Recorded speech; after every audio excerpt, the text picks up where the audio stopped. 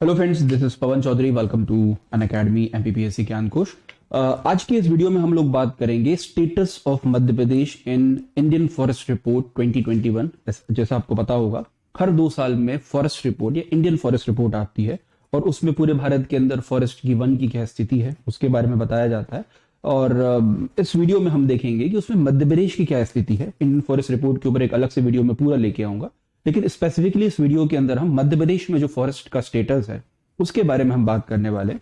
सबसे पहले बता दूं कि अभी जो फॉरेस्ट रिपोर्ट आई है ये 17th या 17वीं फॉरेस्ट रिपोर्ट है। 1987 से 1987 से लगातार जो मिनिस्ट्री ऑफ फॉरेस्ट है, ministry of forest climate change है, वो लगातार इस प्रकार से जो रिपोर्ट है इनको जारी कर रहा है। और ये मेन रिपोर्ट जारी की जाती है जो Indian institute of forest management है, उसके द्वारा इस रिपोर्ट को जारी किया जाता है देहरादून से। तो सबसे पहले हम देखते हैं कि फॉरेस्ट होता क्या है। फॉरेस्ट की जो पहली डेफिनेशन है, पहली जो परिभाषा है 1927 का इंडियन फॉरेस्ट एक्ट 1927, उसके द्वारा फॉरेस्ट का डेफिनेशन दिया गया और बताया गया कि that part of the earth which is covered with the tree is called the forest. कि वो क्षेत्र जो वनों के द्वारा घिरा हुआ है वो सिंपली आपका फॉरेस्ट यहां पर आपको होता है। भारत के अंदर सबसे पहले 1952 में राष्ट्रीय वन नीति या नेशनल जो फॉरेस्ट रिपोर्ट फॉरेस्ट पॉलिसी है, नेशनल फॉरेस्ट पॉलिसी यहां पर आपको आती है। उसके बाद पहली जो भारत के अंदर पहली बार 1984 में पहली फॉरेस्ट पॉलिसी ब्रिटिशर्स के टाइम पर आपको लाई गई। उसके बाद आजादी के बाद सबसे पहले जो फॉरेस्ट रिपोर्ट 1953 और मध्य प्रदेश की जो फॉरेस्ट पॉलिसी थी वो फॉरेस्ट रिपोर्ट आपके 1952 के अंदर आपको आती है। साथ ही जो नई फॉरेस्ट पॉलिसी है वो मार्च 2018 के अंदर यहां पर आपको जारी की गई। अब सबसे बड़ी बात होती है कि कितना फॉरेस्ट होना चाहिए, है ना। ऐसा तो है नहीं कि 100% एरिया में हम फॉरेस्ट ग्रो कर ले, तो कितना परसेंट फॉरेस्ट होना चाहिए उसको लेके जो रिपोर्ट है या जो फॉरेस्ट का जो फॉरेस्ट पॉलिसी वो यहां पर आपको बोलती है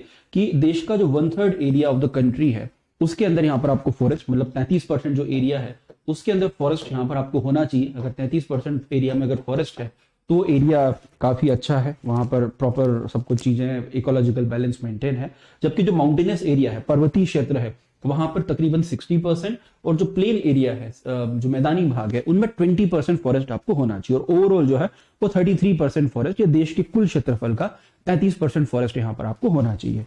तो ये तो कुछ बेसिक बातें हुई इससे संबंधित। ओके, उसके बाद मध्य प्रदेश में अभी के समय पे 29 जिलों में 925 जो है फॉरेस्ट विलेज या आपके वनग्राम है जहां पर फॉरेस्ट के द्वारा डेवलपमेंट किया जाता है। फॉरेस्ट के बीच में जंगल स्थापित होते हैं, उनका विकास किया जाता है। ठीक है, अब पहले जो मेन इंडियन फॉरेस्ट रिपोर्ट है उसके बारे में थोड़ा देख लेते हैं कि उसका डेटा क्या बोलता है। उसका डेटा यहां पर आपको बोलता है कि देश के अंदर जो फॉरेस्ट है वो फॉरेस्ट इंक्रीज हुआ है। और कितना इंक्रीज हुआ है? 1540 स्क्वायर किलोमीटर जो है वो फॉरेस्ट यहां पर 2019 के हिसाब से यहां पर आपको इंक्रीज हुआ है। अब एक इंपॉर्टेंट चीज यहां पर आपको है कि कंट्री के अंदर फॉरेस्ट और ट्री कवर, वन तो है, उसके अलावा जिन एरिया में ट्री कवर है या पेड़ के द्वारा आच्छादित जो क्षेत्र है उसका जो इंक्रीमेंट है वो 1540 स्क्वायर किलोमीटर हुआ है। टोटल देश के अंदर जो फॉरेस्ट है वो है 7,13,789 स्क्वायर किलोमीटर, 7,13,789 स्क्वायर किलोमीटर। बड़ा इंपॉर्टेंट डेटा है, याद रखना। और ये भारत के कुल क्षेत्रफल का 21.71%। अभी हमने पढ़ा था कि उसमें कम से कम 33.33% जो है 1/3 होना चाहिए, लेकिन 1/3 से काफी ज्यादा यहां पर आपको कम है। तो 21.71% जो है वो टोटल भारत के अंदर आपको फॉरेस्ट एरिया है। ठीक है, उसमें जो ट्री कवर इस बार जो इंक्रीज हुआ है वो 721 स्क्वायर किलोमीटर जो ट्री एरिया है वो इंक्रीज हुआ है। अब एज वी नो कि मध्य प्रदेश में सबसे ज्यादा फॉरेस्ट है, लेकिन इस बार जो इंक्रीमेंट हुआ है सबसे ज्यादा फॉरेस्ट जो है उसके अंदर बढ़ोतरी हुई है आंध्र प्रदेश में 647 square kilometre, then Telangana, then Orissa, then Karnataka, then Jharkhand. उसके बाद जिन एरियाज के अंदर, जिन डिस्ट्रिक्ट्स, जिन स्टेट्स के अंदर फॉरेस्ट कम हुआ है तो उसमें अरुणाचल प्रदेश, मणिपुर, नागालैंड, मिजोरम और मेघालय। सबसे ज्यादा अरुणाचल प्रदेश में फॉरेस्ट कम हुआ है 257 स्क्वायर किलोमीटर।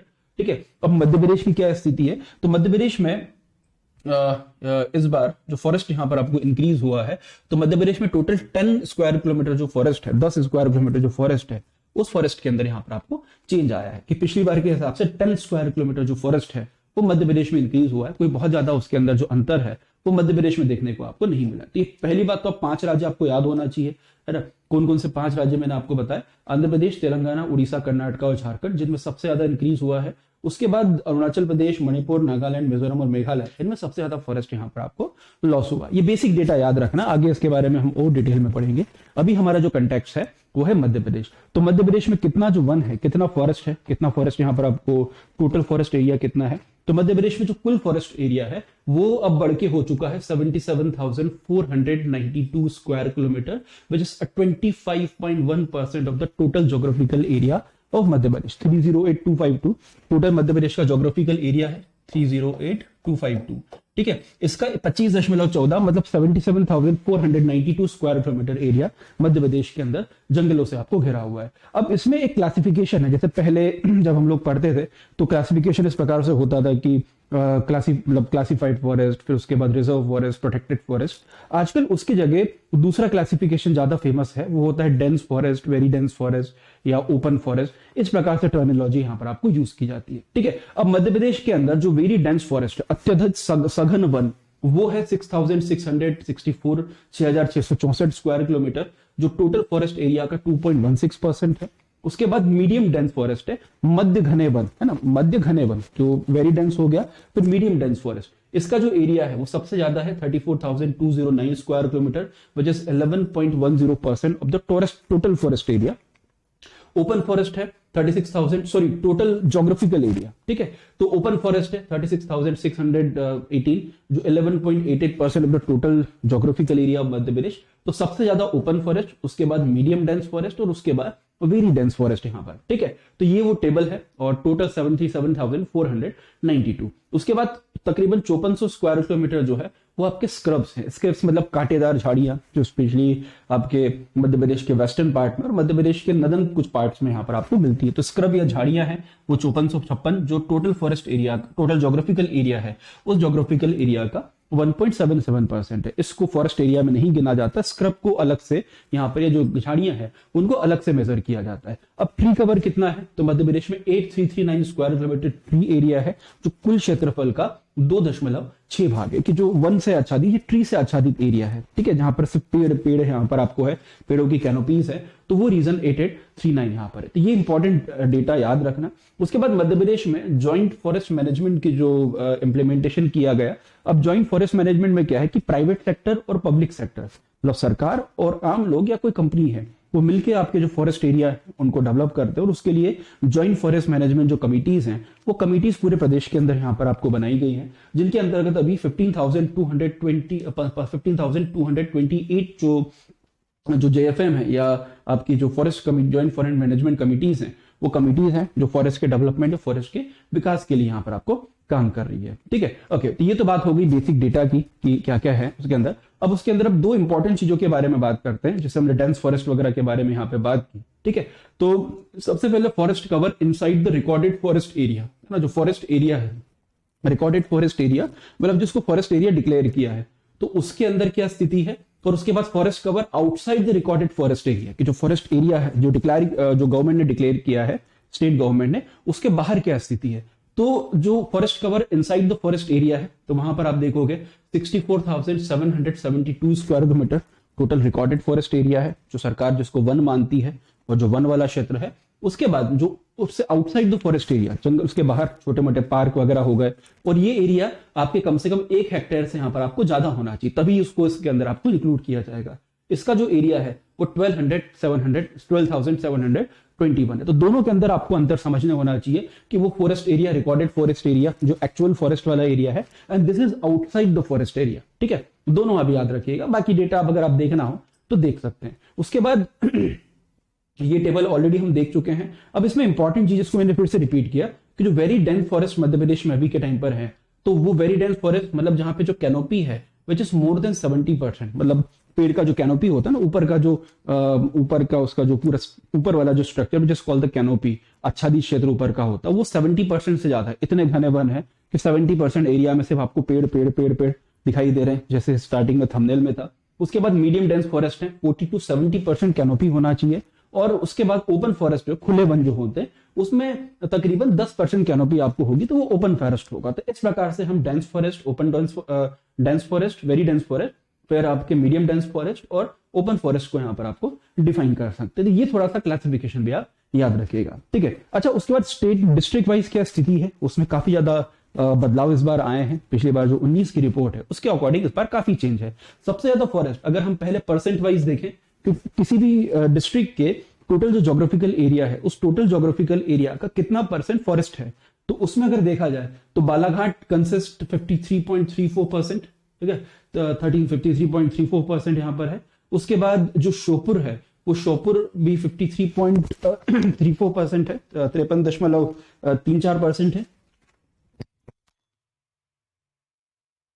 ओके, एक मिनट, एक्चुअली ये जो है ये 52.14 है ना, ये थोड़ा सा डेटा में स्मैश हो गया लिखने में, वो डबल रिपीट हो गया।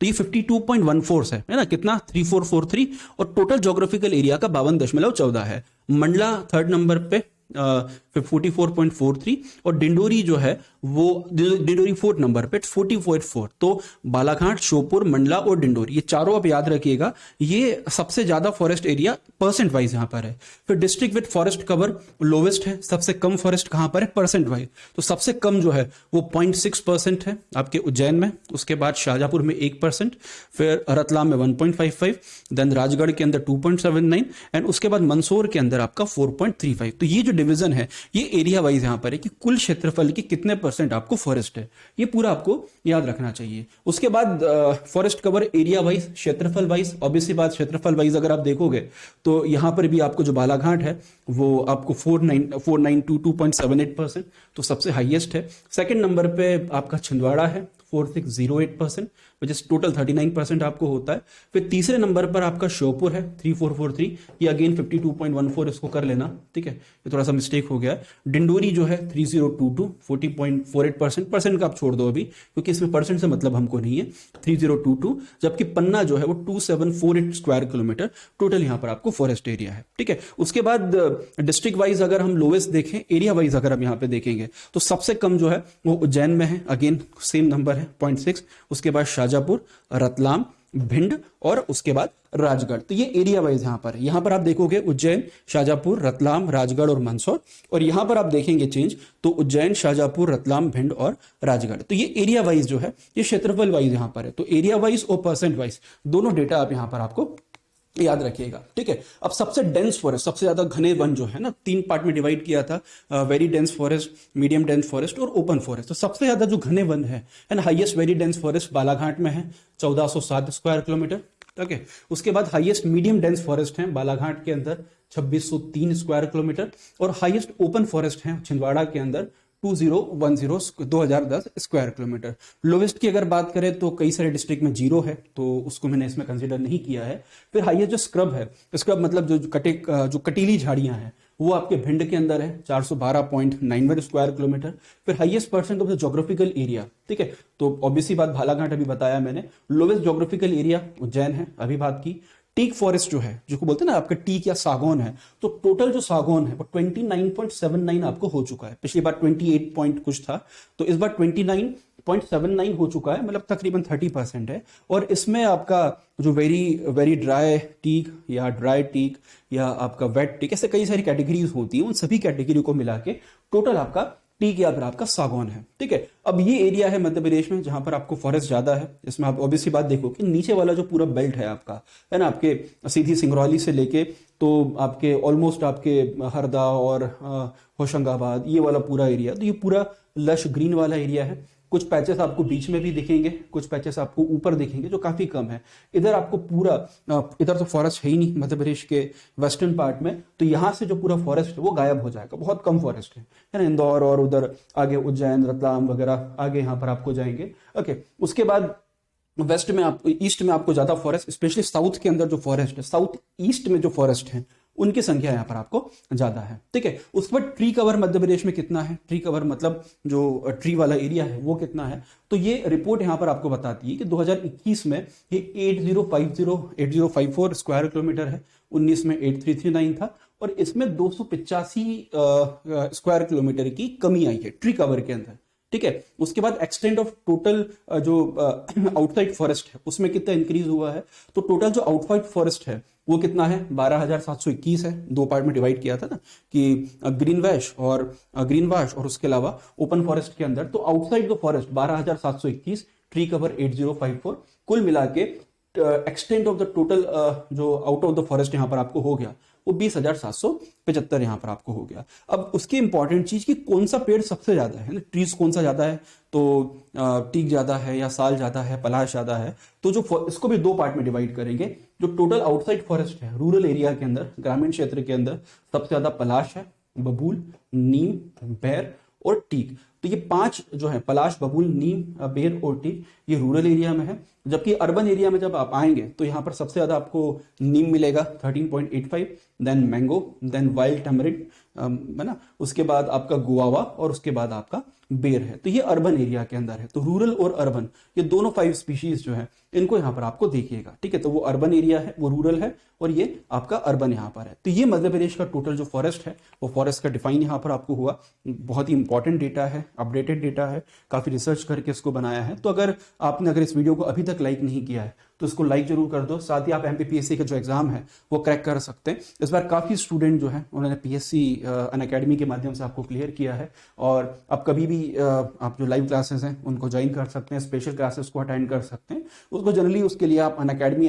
जो ऐप है वो प्ले स्टोर पर जाके डाउनलोड करें और उसको यहाँ पर आप ज्वाइन कर सकते हैं। उसके बाद स्पेशल क्लासेस जो हैं, पोल्स हैं, लेक्चर नोट्स हैं, सब कुछ चीज़ें आपको अवेलेबल हैं। स्पेशल क्लासेस ऑलरेडी हैं, मॉक इंटरव्यू जो हैं वो ऑलरेडी हम लोग स्टार्ट कर चुके हैं, ठीक है। उसके बाद कॉम्बैट जो सीरीज़ है वो कॉम्बैट टेस्ट है 23 तारीख को। उसका एमपीपीएससी T20 सीरीज है, 20 question in 20 minute. Unacademy scholarship assessment test है। उसके बाद मेंस का मॉक टेस्ट सीरीज है।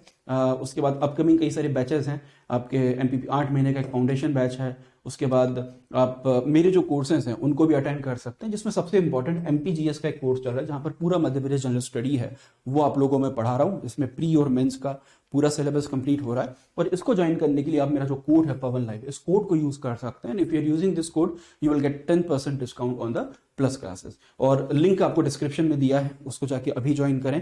अब अगर अभी तक आपने एमपीपीएससी का सब्सक्रिप्शन नहीं लिया है तो अभी जाके आप लीजिए। और चैनल को सब्सक्राइब नहीं किया तो अभी सब्सक्राइब करें, शेयर करें, वीडियो को लाइक करें और बेल आइकन यहाँ पे दबाना बिल्कुल मत भूलिएगा। Thank you.